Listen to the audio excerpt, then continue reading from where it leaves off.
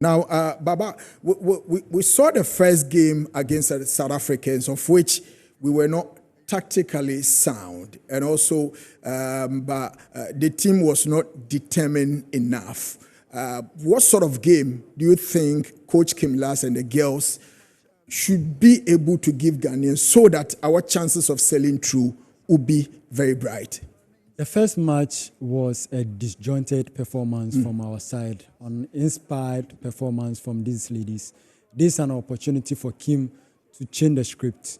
And I think he needs to get a defensive network that understand themselves, because in the first game, it's more like they do not understand what they are doing. The communication from the technical department to the playing body was not there for them to understand what they need to do on the field of play, how to execute certain pattern, certain system on the field of play for them to get a better side of the South Africans. The 2 goals that we considered were avoidable, but the damage has been caused, and we can fix it.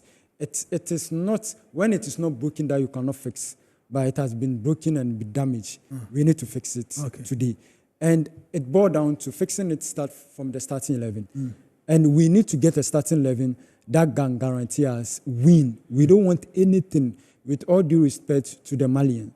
We need to win. A win will enhance our qualification to the next stage of the competition. And I want to see the likes of Comfort Yeboah and Asantua in the midfield, doing the midfield. You see, in the first game, I think he bent the likes of Adubia, Stella Nyamiche, and these are players that I wanted to see in the starting 11. Because the likes of Stella Nyamiche and Adubia, they want to get that luxury of going forward to create a damage for their opponent to punish them. So you have Nyamiche and Comfort Yeboah in the midfield. They will do what needed in the midfield for their attacking players to punish their opponents. So we need to form a system that will give us an opportunity to get the spaces and penetrate. We need to tell our ladies that football, women's football, it all boils down to how we construct play and execute our chances. But again, trying from afar is very important. And I think one trademark of Stella Nyamiche is trying from afar.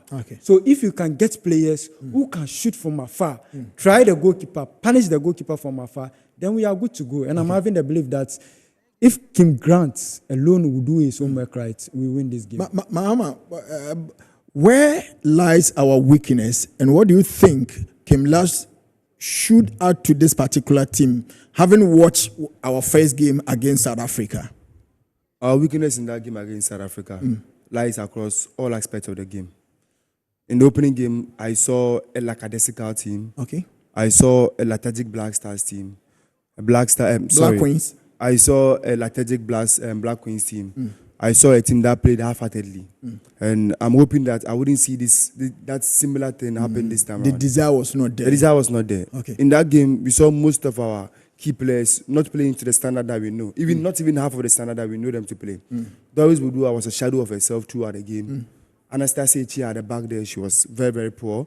Evelyn Bedu, all these girls were not at their best in that game. And even Portia Boachi, the goalkeeper was vulnerable. She was vulnerable. Portia Boachi was brought in to bring experience.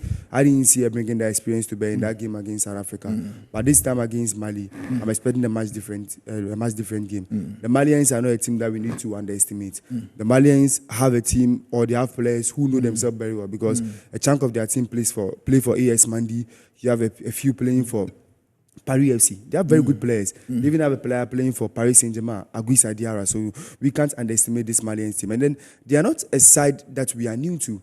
This is a team that we faced in our previous 2 editions of the Women's WAFCON. In 2018, we played against them in the group stages and won by 3-1. In 2016, we played against them and won by 3-1. In 2018, where we hosted the competition and then bowed out in the group stage, we played them in the second group game, which is similar to what we are going to do currently, and we lost that game by 2-1. So this is not a team that we are supposed to underestimate. I'm expecting Kim Last to do some 1 or 2 changes.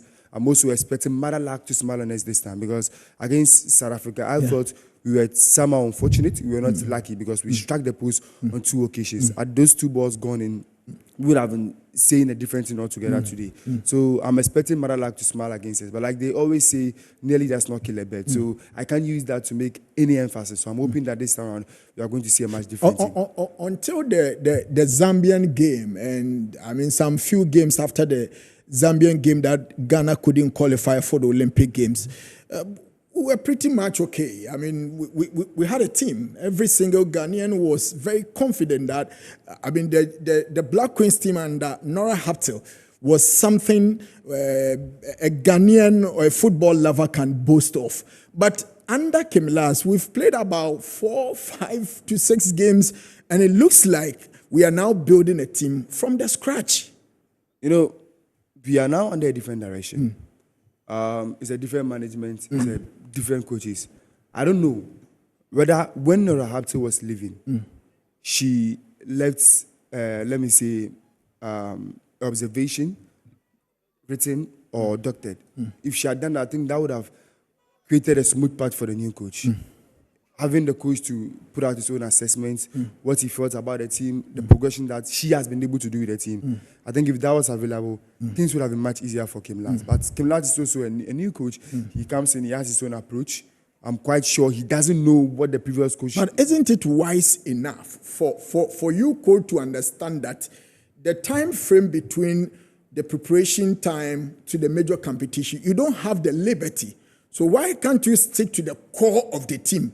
Then even if you make additions, it won't be that much. Because I always use Liverpool's situation, for example. Absolutely. Because the Liverpool team, under Jurgen Klopp's last days in office, looks like a team that will not win anything for the next 2 years. But under Arne Slot, how many changes did Arne Slot did to the Jurgen Klopp's team? Or the team that he inherited from Jurgen Klopp? But all of a sudden, Liverpool looks like a team that has won consistently. They won the EPL. They were in the semi-finals of the UEFA Champions League. So isn't it good enough for the coach to be wise enough to know that, look, I don't have time. Even if I have to bring something new on board, this is not the right time. Keep the core of the team.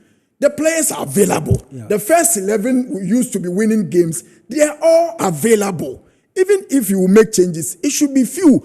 But it looks like now we have a disjointed team, like you made mention. Our house looks like a house that is in disarray. Everybody is doing what pleases her.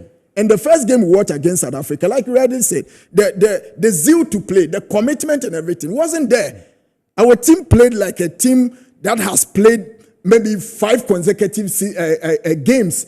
There was no energy, there was no passion, and we lost the game tactically. Yeah. The coach had no control over the team. Yeah, most especially in the first half. The coach didn't have control of the team. We were just all over the field. The midfield was ponderous. Nothing was actually working for the team. And even in attack, there were times that we had numerous set pieces, and we couldn't even make good use of those set pieces. Look, football has reached an age where almost everything now counts in football, even throw balls. Now we see even the big teams, the likes of Arsenal, the likes of Liverpool, the likes of Real Madrid and so on, trying to make good use of throw balls. So I think football has reached an age where we have to make good use of what? Every petty detail that we have at our disposal. But in that game against South Africa, we had numerous corner kicks, we had numerous free kick closer to the 18-yard box, and we couldn't even take advantage of even a single one. So the team that I saw in that game against South Africa was a disjointed team, was a lethargic team, and that is not the sort of team that I'm expecting to see today. I want to see a Black Queens today that wants it more. A Black Queens today, a Black Queens team that is going to go in for almost every duel. A Black Queens team that is going to fight for almost every single ball and make sure they win it. Today's game, we have no excuse. We must beat the Malians comfortably, because yesterday's situation in Gubi puts us in a very, very bad situation. Exactly. Now, even 3 points might not be enough to take us through as one of the best third place teams. So 4 points is what is going to get the magic. I'm not thinking of a draw. I don't want a draw. I want more. So I want this team to go into today's game. Any scoreline? It's going to be very difficult, but I think we are going to get a slim margin win. Slim margin win. Yes. Okay, Baba. A win. I can't give a vivid scoreline, but a win. A win. I am rooting for the Black Queens of Ghana to win 2-1. 2-1. Yeah, 2-1. Is that from a soothsayer's point of view? No, but I feel like it's important to some people. So if you are saying it, say it well. But investors, Ghana is winning 2-1 today. Fantastic. We are winning 2-1. The first half might end either 1-1 or 1-0 for Ghana. Yes, and we'll go on to win the second half. I never So knew the that final you are a scoreline seer. will be. But I told you the first game that Yeah. the goals for the first half will be two. Either 1-1 or 2-0 for South We Africa. are going to see Ninja. 2 Yeah. goals. And So You you are speaking have you emphatic. You are speaking emphatic. Don't let someone call you on Monday crying. Oh, Ghanaians that are watching us right now know me. That when it comes to those things, predictions and those things, we are dope. Charlie, I'm in a punk as well. I So you need to swear. understand.